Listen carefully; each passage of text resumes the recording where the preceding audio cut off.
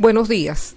Agradezco al comité organizador de este encuentro la oportunidad que me han brindado de compartir con ustedes esta conferencia sobre los posibles usos que podemos darle a los ambientes de geometría dinámica.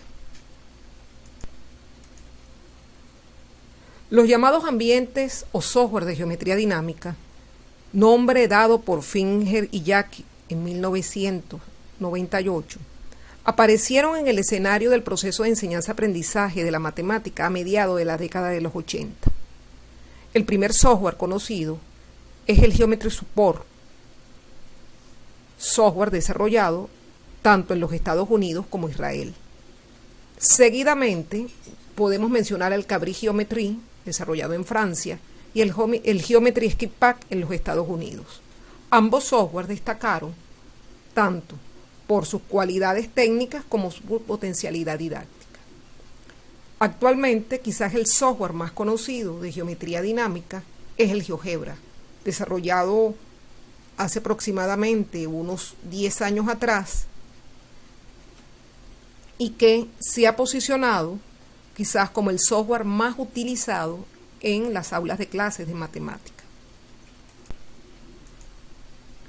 Diversos autores en la literatura especializada reseñan que los software de geometría dinámica han pasado a ocupar un lugar destacado, privilegiado en el proceso de enseñanza-aprendizaje de la geometría en diversos países.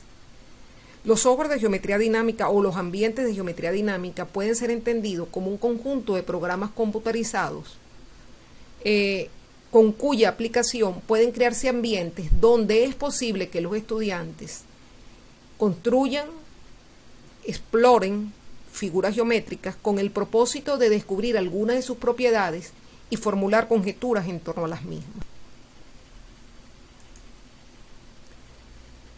Este tipo de software se caracteriza porque las construcciones geométricas se hacen dinámicas, como puede observarse en el GIS, que se muestra en esta diapositiva, superando así la condición estática propia de una construcción que podamos realizar con lápiz y papel. Esto nos permite disponer de diversas representaciones gráficas de una misma construcción geométrica y visualizar en forma continua, en tiempo real, cómo se produce el cambio de un estado a otro en dicha construcción. Esa es la principal característica de un software de geometría dinámica. Esta cualidad es la que le otorga la posibilidad que nosotros podamos introducir la experimentación en las clases de geometría y mediante lo cual los estudiantes tengan la oportunidad de aprender a manejar las definiciones y formular conjeturas.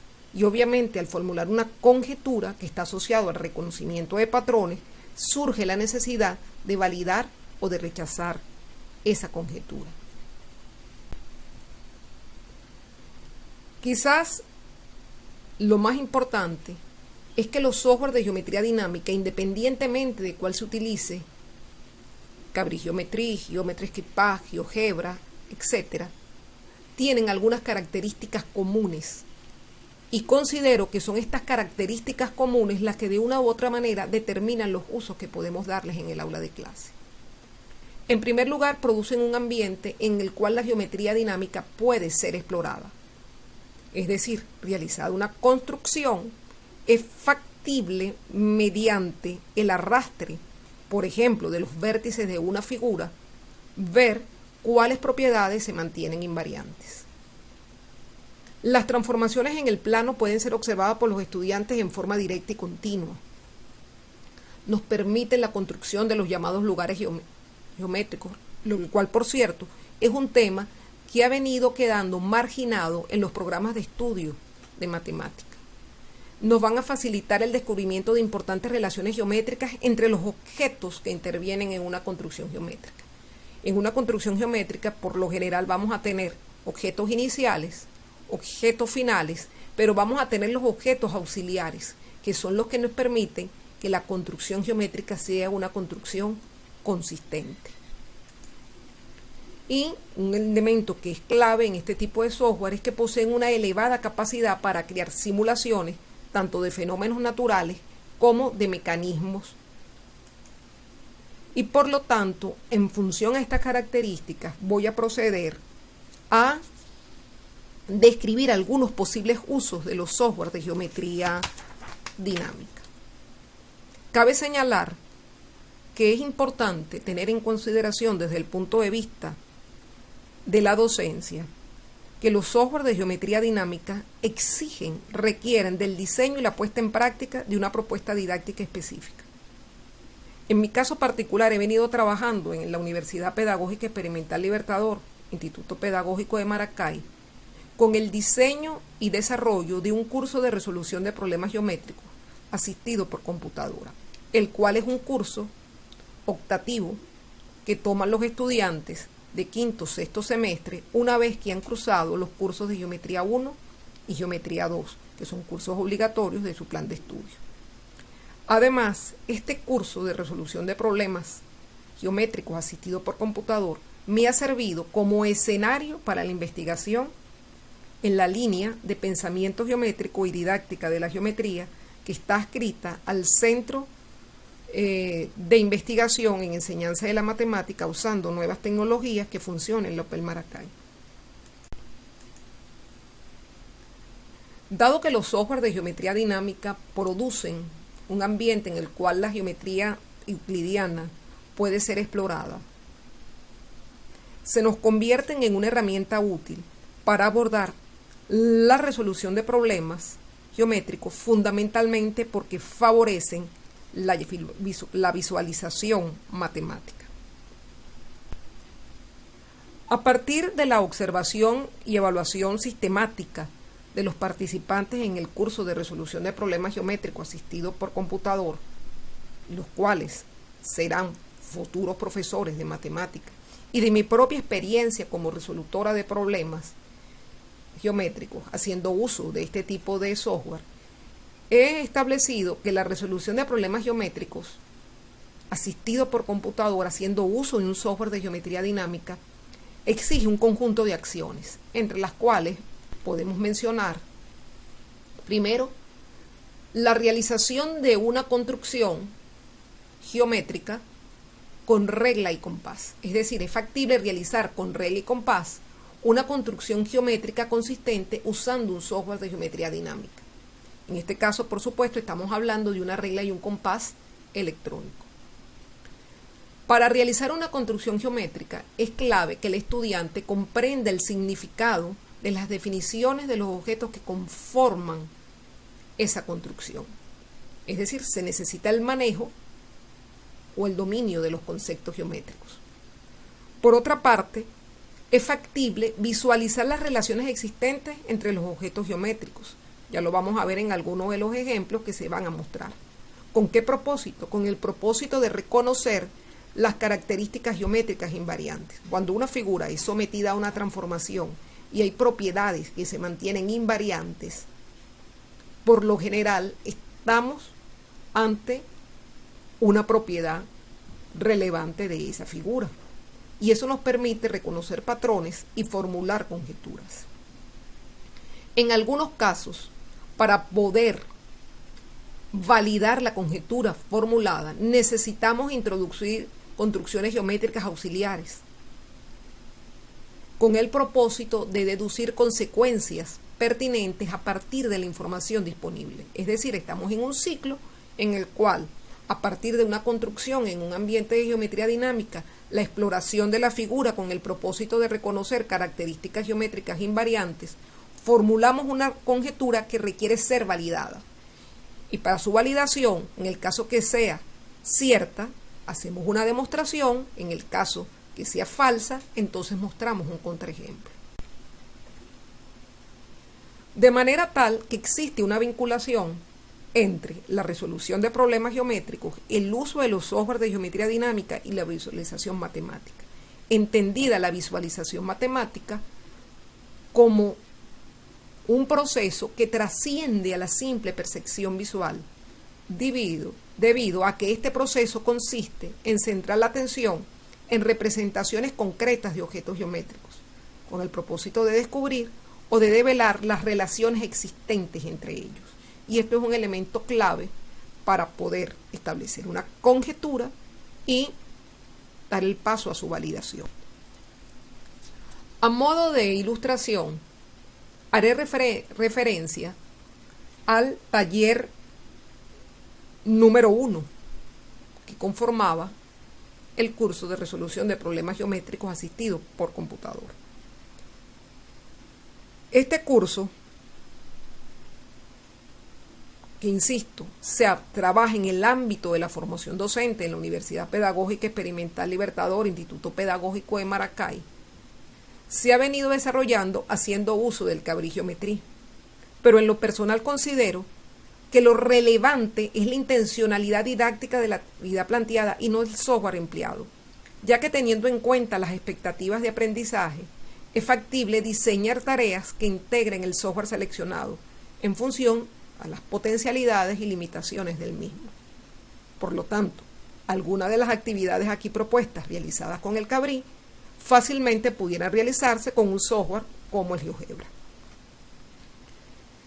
El primer taller del curso de resolución de problemas geométricos asistido por computador, como ya mencioné, se centró en el estudio de las construcciones geométricas con regla y compás, porque esta actividad le permitía a los estudiantes familiarizarse con los botones de herramientas disponibles en el software, realizar una construcción consistente con regla y compás de unos objetos geométricos a partir de unos objetos iniciales dados, reconocer relaciones geométricas entre los objetos que conformaban la construcción e identificar las definiciones y propiedades geométricas involucradas en cada una de las construcciones realizadas.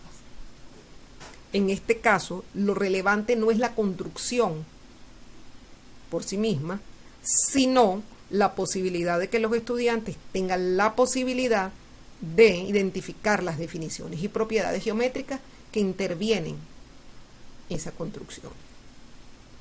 En el curso de resolución de problemas geométricos asistido por computador, las actividades se organizaron atendiendo al modelo Van Gil y por ello se hizo referencia a actividades dirigidas y actividades libres.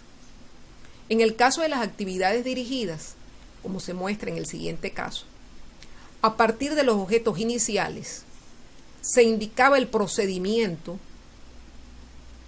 para construir el objeto deseado y los estudiantes tenían simplemente que limitarse a seguir el procedimiento para construir el objeto final. Si se percatan, allí teníamos actividades conocidas que podemos hacer con regla y compás, con lápiz y papel, como trazado de una recta perpendicular en el punto medio de un segmento, la construcción de un ángulo que mida 60 grados usando solo regla y compás, la construcción de un ángulo que mida 45 grados usando solamente regla y compás, es decir, no interviene el uso, por ejemplo, de un transportador, el trazado de la bisectriz de un ángulo dado y la división de un segmento de recta en n partes iguales. Estas son construcciones que están sugeridas en los libros de educación media y además en muchas ocasiones los estudiantes los han trabajado en cursos como de dibujo técnico, pero en estos cursos se deja de enfatizar en las definiciones y en las propiedades que están involucradas, es decir, en lo que me garantiza que esa construcción geométrica con regla y compás sea una construcción geométrica consistente. Por ejemplo, si tomamos en cuenta la actividad número 2, orientada al trazado de una recta perpendicular en el punto medio de un segmento, comenzamos por trazar un segmento AB, sería un objeto inicial. Con el compás, teniendo una abertura mayor que la mitad de la longitud de AB, se hace centro en los puntos A y B sucesivamente y se trazan arcos de circunferencia que se cortan en los puntos C y D. Nótese que para considerar la abertura del compás es necesario introducir un segmento auxiliar cuya longitud me va a representar esa abertura. Se traza la recta determinada por los puntos C y D. Esa recta se denomina mediatriz del segmento y obtengo el primer objeto final. Y luego determino el punto de intersección P de la recta CD con el segmento AB, obteniendo el segundo punto, obteniendo el punto de intersección, que es el punto medio del segmento AB, que sería el segundo objeto final. Y se formula una pregunta, y esto es lo clave de la actividad. ¿Cómo puedes garantizar que la recta CD es la mediatriz del segmento AB? O en otras palabras, ¿cómo puedes garantizar que P es el punto medio del segmento AB y que la recta CD es perpendicular al segmento AB en T? Obviamente, existe la posibilidad con el software de limitarnos a hacer mediciones, por ejemplo, de la longitud del segmento, de la distancia que hay de A a P o de B a P, o de medir el ángulo CPA. Es decir, trabajar con la verificación empírica. Pero en este caso, lo irrelevante es que se intenta dar el paso a la validación, es decir, al proceso de demostración geométrica. Y si observamos en la pantalla, como puede observarse una vez indicado el procedimiento a seguir y realizada la construcción de la mediatriz del segmento, se han formulado algunas preguntas tratando de propiciar que los participantes, futuros profesores de matemática, insisto en ello, develaran las relaciones existentes entre los objetos que intervienen en dicha construcción. Si se percatan ahora en la figura, se trazaron los segmentos AC, AD, BC y BD. Los segmentos AC y AD serían radios de la circunferencia con centro en A y radio R, y los segmentos BC y BD serían radios de la circunferencia con centro en B y radio R. Entonces lo relevante era que los participantes notaran, en primer lugar, que el punto C equidista de los extremos del segmento AB, porque AC y BC son radios de circunferencias congruentes. El punto D también equidista de los extremos del segmento AB, por ser AD y BD radios de circunferencias congruentes. Entonces los puntos C y D pertenecen a la mediatriz M del segmento AB. Y como dos puntos distintos cualesquiera determinan una única recta, se concluye que M es la recta que pasa por los puntos C y D por el teorema de caracterización de la mediatriz de un segmento y el postulado de las rectas. Eso sería una manera de validar esta construcción. Otros estudiantes se centraron en trabajar con la congruencia de triángulos, dado el segmento AB y un número real R, tal que R sea mayor a la mitad de la longitud del segmento AB, siendo C y D los puntos de intersección de las circunferencias trazadas. Entonces tenemos que AC y AD, por ser radios de la circunferencia C1, son congruentes, y BC y BD, por ser radios de la circunferencia C2, también son congruentes. Por lo tanto, estos cuatro segmentos son congruentes entre sí. Entonces, aplicando el postulado de congruencia para triángulos lado, lado, lado, podemos decir que el triángulo ACD es congruente con el triángulo BCD. Y por partes correspondientes de triángulos congruentes, la medida del ángulo ACD es igual a la medida del ángulo BCD. Y como además se tiene que AC es igual a BC y CP es congruente consigo mismo, por el postulado de congruencia lado, ángulo, lado, podemos decir que el triángulo ACP es congruente con el triángulo BCP. Y, por lo tanto, los ángulos CPA y CPB son rectos porque son congruentes y suplementarios. Nótense que este par de ángulos forman un par lineal. Estos contenidos son propios del curso de Geometría 1 cuando estudiamos el tema relacionado con congruencia de triángulos. Otra manera que utilizaron los estudiantes fue probar que el cuadrilátero ACBD es un rombo, y conociendo que las diagonales de un rombo se bisecan y son perpendiculares entre sí, mostraron que la recta M interseca el segmento AB en el punto P, siendo P el punto medio del segmento AB, y además es perpendicular a este segmento. Nótense que a partir de una cadena de razonamiento lógico deductivo apoyado en las relaciones de dependencia existentes entre los objetos que intervenían en la construcción, es posible mostrar que la mediatriz de un segmento es construible con regla y compás, y fundamentalmente Esto obedece a la conocida concepción euclidia. A modo de ilustración, número 2, haré referencia al taller número 2 del curso de resolución de problemas geométricos. En este caso, las actividades estuvieron dirigidas a la construcción de una figura geométrica, diríamos, de una misma figura geométrica, tanto con doblado de papel como con regla y compás en un ambiente de geometría dinámica. Para ello se tomó como referencia un artículo escrito junto con la profesora Belén Arrechi, publicado en el año 2010, intitulado Explorando ángulos y triángulos con doblado de papel. Es necesario o es importante aclarar que en este caso el doblado de papel no fue utilizado con fines artísticos, fue utilizado con fines educativos y el doblado se realizó a partir de un trozo de papel en forma rectangular, cuadrado, triangular y no a partir de tiras. Para entender la noción de equivalencia entre una construcción con doblado de papel y una construcción con regla y compás de un mismo objeto geométrico, es preciso tener en cuenta los que algunos llaman los axiomas con que se trabaja en el doblado de papel o la papiroflexia. Es decir, es el conjunto de reglas que orientan este tipo de actividad. Y es factible establecer cierta correspondencia con algunas propiedades conocidas de la geometría euclidiana, ya que ese conjunto de axiomas, en lo particular he tenido la posibilidad de revisar 3 conjuntos de axiomas del doblado de papel, guardan relación con algunas ideas matemáticas básicas. Una, la superposición de figuras geométricas. En segundo lugar, la correspondencia entre figuras geométricas. Y en tercer lugar, la noción de puntos y rectas construibles. Por ejemplo, en pantalla podemos observar la construcción de un hexágono a partir de un triángulo equilátero con doblado de papel. Teniendo el triángulo equilátero ABC, el primer doblez se hizo haciendo coincidir el vértice A con el vértice B, con el propósito de obtener la mediana CE.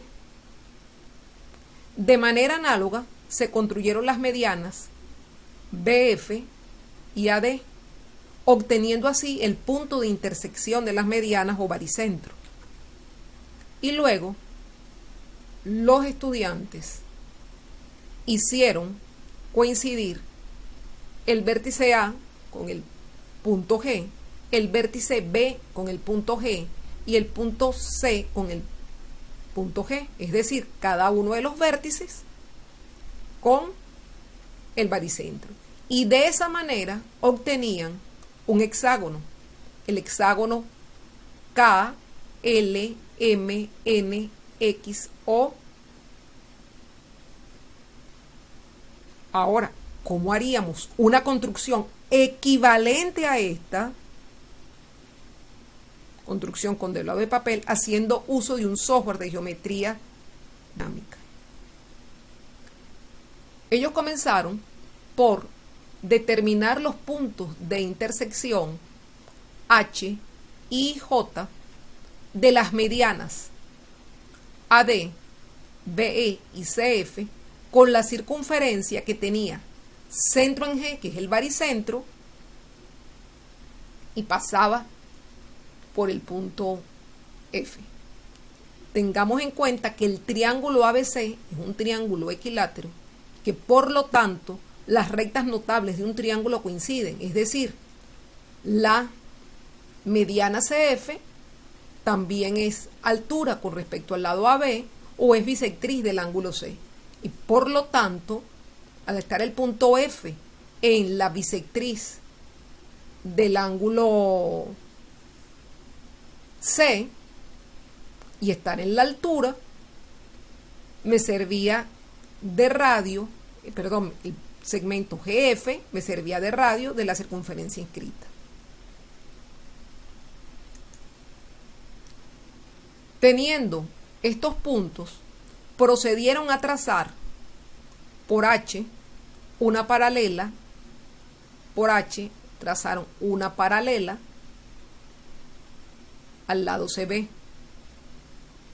Por I trazaron una paralela al lado CA. Y por J trazaron una paralela al lado AB. Entonces, una vez trazadas estas paralelas, buscaron los puntos de intersección con los lados del triángulo equilátero ABC y obtuvieron los puntos K, L, M, N, X, O, de manera tal que fue factible trazar el hexágono deseado. Además, ellos observaron que el hexágono estaba formado por 6 pares de triángulos congruentes entre sí y que por partes correspondientes de triángulos congruentes los lados del hexágono son congruentes entre sí, que por lo tanto el hexágono era un hexágono regular. En el tercer taller estuvo dirigido a la construcción y exploración de figuras en un ambiente de geometría dinámica. En este caso en particular, cuadriláteros. La primera actividad consistía en la construcción de un cuadrilátero concíclico, dadas las instrucciones abajo indicadas, y luego establecer su definición en función al reconocimiento de sus atributos relevantes. Esto es un aspecto clave. Muchas veces nuestros estudiantes le otorgan a una figura geométrica atributos que no la definen como tal. Es clave que nuestros estudiantes comiencen a distinguir, a reconocer los atributos relevantes de cada una de las figuras. Esta actividad consistía en construir una circunferencia con centro en O y radio R, trazar una cuerda AB, la cual subtiende 2 arcos de circunferencia, el arco ACB y el arco ADB, y construir el cuadrilátero ACBD.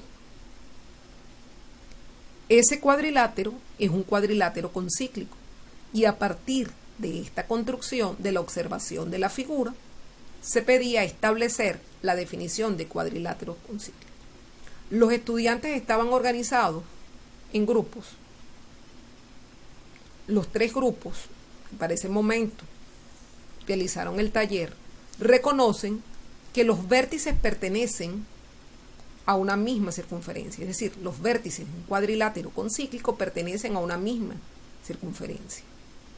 Pero 2 de ellos notaron que ese cuadrilátero estaba inscrito en una circunferencia, con lo cual lo reconocen como parte de los polígonos inscritos en una circunferencia. Nótese además en esta figura que ellos se vieron en la necesidad de trazar la otra diagonal, la diagonal CD,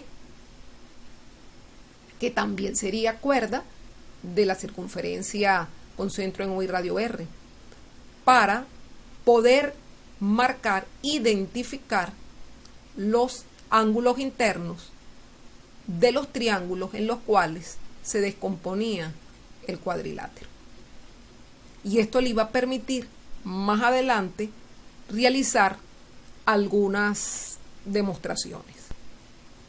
La actividad número 2 partía de la verificación empírica. Se les pedía medir cada uno de los ángulos internos del cuadrilátero ACBD y sumar las medidas de sus ángulos opuestos. Se le preguntaba ¿qué concluye? ¿Puede validar tal conjetura? Con el Cabrí, cabe señalar que es posible marcar y medir los ángulos internos del cuadrilátero ACBD y luego, haciendo uso con la acción calculadora, seleccionar las medidas de los pares de ángulos opuestos. Es decir, puedo medir el ángulo A, puedo medir el ángulo B y luego con la opción calculadora sumar ambas medidas. ¿Cómo? Seleccionando la medida. Y observamos que el resultado es 180 grados. De esta manera, si se arrastra el vértice de uno de los ángulos, se observa que varía la medida de los ángulos internos, pero la suma sigue siendo 180.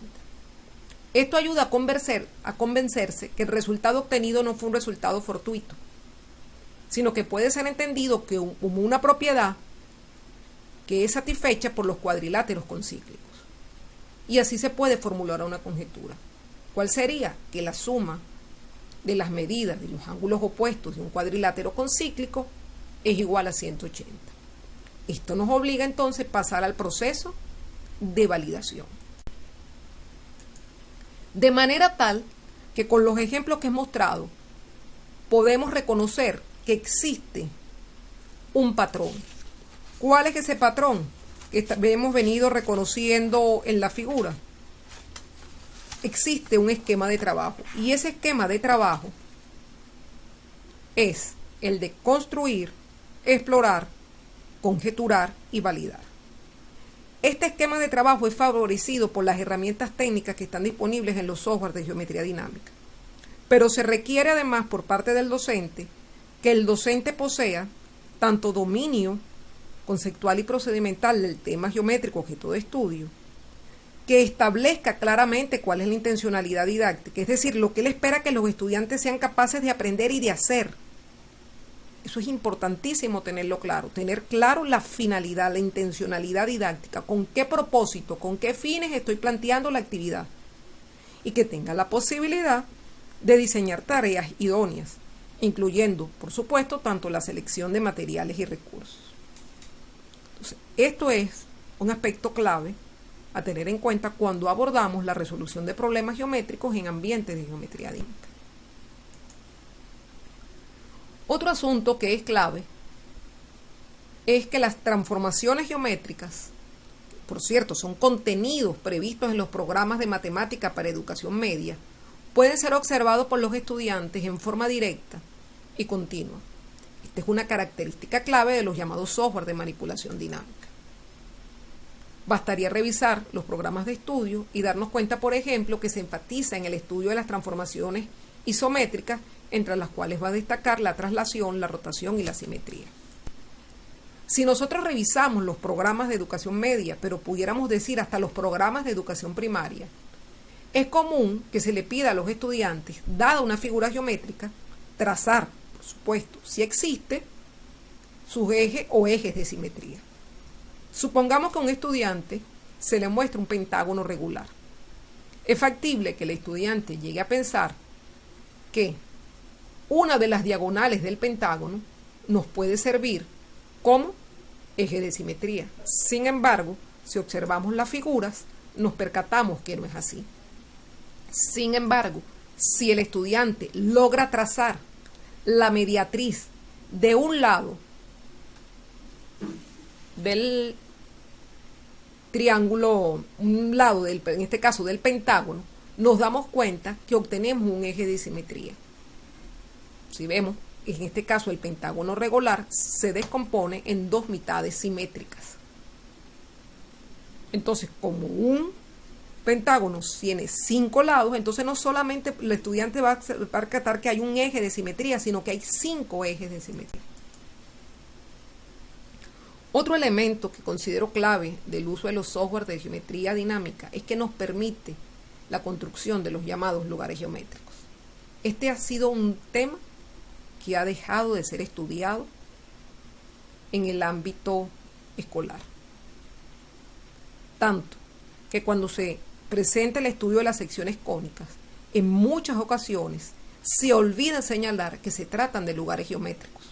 Es más, pocos estudiantes reconocerían a la mediatriz o a la bisectriz de un ángulo como lugares geométricos, porque por lo general no se le presentan de esa manera. Cabe señalar que en un ambiente de geometría dinámica, un lugar geométrico nos va a representar el conjunto de las posiciones tomadas por un objeto A cuando un punto M libre varía sobre un objeto.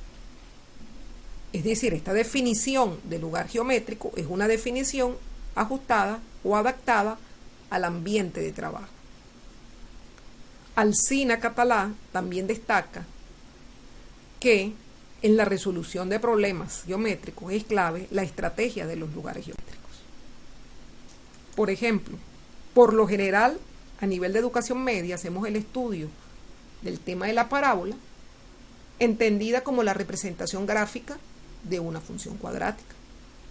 Pero no toda parábola es representación gráfica de una función cuadrática. Una parábola es una sección cónica y una parábola puede ser entendida como un lugar geométrico. Si tenemos claro la definición del lugar geométrico, es factible proceder a su construcción. Supongamos que nos dan la directriz de la parábola y su foco. En este caso que tenemos en pantalla, la directriz es paralela al eje de las abscisas o al eje X. En el punto C, sobre el eje de las X, se toma un punto C. Ese punto C es un punto libre que se puede desplazar a lo largo del eje de las X.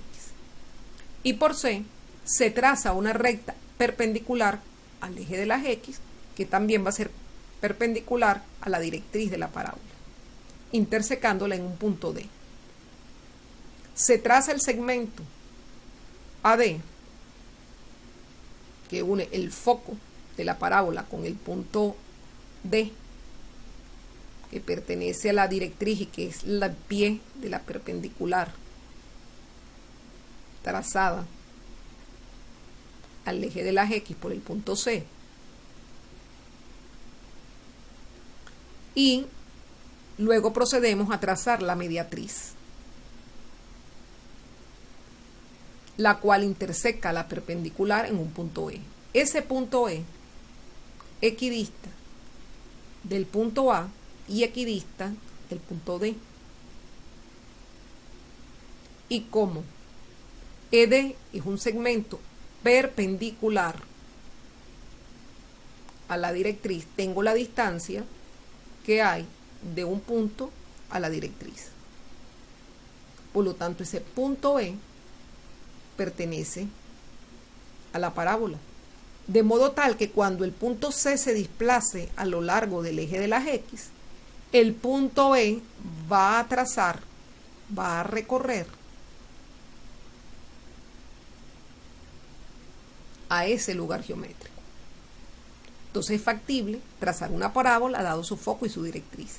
Si comenzamos de esta manera, entonces será factible que los estudiantes comprendan la deducción de la ecuación de una parábola, dado dos de sus elementos, foco y directriz. Pero por lo general comenzamos enfatizando en el tratamiento algebraico del tema, desconociendo la naturaleza geométrica del mismo. También sería, por ejemplo, posible trazar una elipse, dados sus focos, en este caso los puntos B y C, y las longitudes del eje mayor. Hasta el momento nos hemos percatado que los software de geometría dinámica facilitan, que es un elemento clave, el descubrimiento de relaciones geométricas entre los objetos que intervienen en una construcción.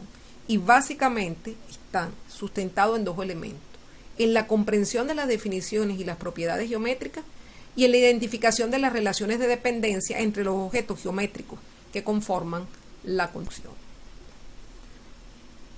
A modo de ejemplo, quisiera tomar en consideración lo siguiente. En el diagrama mostrado en pantalla, lo que tenemos es la clasificación de los cuadriláteros atendiendo a la relación de paralelismo entre pares de lados opuestos. Y si revisamos los contenidos matemáticos previstos tanto para educación primaria como para educación media, por lo general se enfatiza en el estudio de los paralelogramos, figuras de los cuales conocemos algunas propiedades.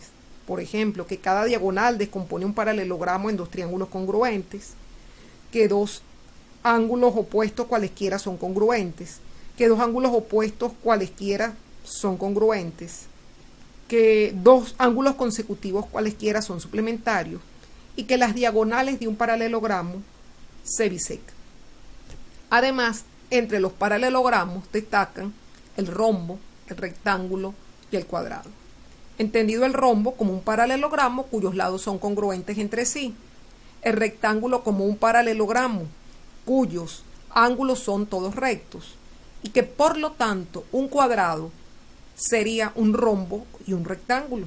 Es decir, cuadrado es un paralelogramo cuyos lados son todos congruentes entre sí y cuyos ángulos son todos rectos. Por otra parte, si observamos la siguiente diapositiva, nos podemos percatar que en un paralelogramo, como ya lo hemos dicho, sus diagonales se bisecan. Que en un rombo, las diagonales son perpendiculares entre sí. Y que en un rectángulo, las diagonales son congruentes entre sí. Esto nos podría llevar, por ejemplo, a decir que un cuadrado, sus diagonales se bisecan porque un cuadrado es un paralelogramo. Como un cuadrado es un rombo, sus diagonales son perpendiculares entre sí, y como también es un rectángulo, las diagonales son congruentes entre sí. Al hablar de diagonales perpendiculares entre sí, de diagonales congruentes entre sí, pudiéramos entonces hablar de cuadriláteros equidiagonales y ortodiagonales. Si nos centramos en el estudio de los paralelogramos, entonces pudiéramos hablar, por ejemplo, que el rectángulo y el cuadrado serían cuadriláteros equidiagonales y que el rombo y el cuadrado serían cuadriláteros ortodiagonales. Pero no olvidemos que estas figuras son paralelogramos y que sus diagonales se bisecan. De manera tal que, partiendo de un rombo cuyas diagonales son perpendiculares entre sí, podemos construir el cuadrilátero determinado por los puntos medios de los lados del rombo. Y ese cuadrilátero será un rectángulo. Obviamente, esto hay que validarlo, pero partiendo de un cuadrilátero ortodiagonal, acabo de construir un cuadrilátero equidiagonal. Y si parto de un rectángulo y ahora considero el cuadrilátero determinado por los puntos medios de ese rectángulo, lo que se obtiene es un rombo. Es decir, partiendo de un cuadrilátero equidiagonal, se obtiene uno ortodiagonal. Y obviamente, si uno partiera de un cuadrado, va a obtener un cuadrado. Cabría preguntarse, ¿esto sucede para cuadriláteros que no sean paralelogramos? Que partiendo de un cuadrilátero equidiagonal obtengo uno ortodiagonal. Este es el tipo de preguntas que tenemos que formularle a nuestros estudiantes para que ellos, a partir del proceso de experimentación, en este caso de exploración de figuras geométricas, sean capaces de dar el paso al descubrimiento de algunas propiedades relevantes. Y obviamente algo que hemos destacado es que los software de geometría dinámica poseen la capacidad para crear simulaciones. Es posible simular tanto el funcionamiento de fenómenos naturales como de ciertos mecanismos empleados por aparatos tecnológicos. Fundamentalmente porque es posible ver a ciertos mecanismos actuar en movimiento, permitiendo interactuar sobre ellos para modificar ciertas condiciones. Un ejemplo del trabajo que se ha venido realizando con el uso de la simulación son las tareas de construcción y las tareas de simulación que se han mostrado en cada una de las ponencias realizadas por estudiantes de educación media, donde ellos de una manera brillante nos han mostrado cómo simular el funcionamiento, por ejemplo, del rotor de un helicóptero, de una bomba manual, de un motor de 2 tiempos, etcétera, entre los fenómenos que han sido simulados. Bastaría con invitar a que cada uno de nosotros revisáramos las memorias de estos encuentros. Para finalizar, quisiera señalar que el docente que enseña matemática tiene que ser visto como un usuario eficiente de los medios disponibles, los cuales pone a disposición de sus estudiantes con cierta intencionalidad didáctica. Es decir, no puedo poner a disposición de mis estudiantes materiales y recursos que no manejo de manera idónea. Y eso es fundamental para utilizar los software de geometría dinámica. Fíjense que para el docente es fundamental que exista un uso técnico del software. Es decir, que conozca y maneje en forma eficiente las herramientas disponibles en el software seleccionado. Esto se va a corresponder con el uso técnico, y el cual pudiera ir desde un nivel básico hasta un nivel avanzado. Es necesario que trabaje y propicie la exploración de construcciones geométricas con el propósito de reconocer patrones que faciliten la formulación de conjeturas y su validación. De esta manera, apoyándose en el esquema de construir, explorar, conjeturar y validar, haría un uso heurístico de los ambientes de geometría dinámica. Por experiencia personal, es clave que el docente resuelva auténticos problemas geométricos apoyándose en un software de geometría dinámica, para que no solo se familiarice con las herramientas técnicas, sino que valore su potencial didáctico matemático. Y es necesario que el docente desarrolle tanto conocimientos como competencias en el diseño de tareas matemáticas que incorporen el uso de un software de geometría dinámica, acorde con los programas de estudio, tanto para educación primaria, educación media o educación universitaria, es decir, para el nivel educativo al cual estén orientadas. Que incorporen el uso del software y que valore su potencialidad didáctica. Esto estaría relacionado con el uso didáctico. Es decir, no es suficiente con el manejo técnico del software. Es necesario que exista un uso adecuado desde el punto de vista de las estrategias heurísticas asociadas a la resolución de problemas geométricos y al manejo o uso didáctico de los mismos. Quiero agradecer, ya para finalizar nuevamente, al comité organizador la oportunidad que me ha brindado de compartir con ustedes y ojalá tengamos la oportunidad y el espacio para seguir discutiendo sobre este tema, orientado simplemente a mejorar la calidad de la educación matemática que reciben los profesores en formación, los docentes en servicio, pero especialmente nuestros estudiantes de educación media y educación primaria. Muchas gracias.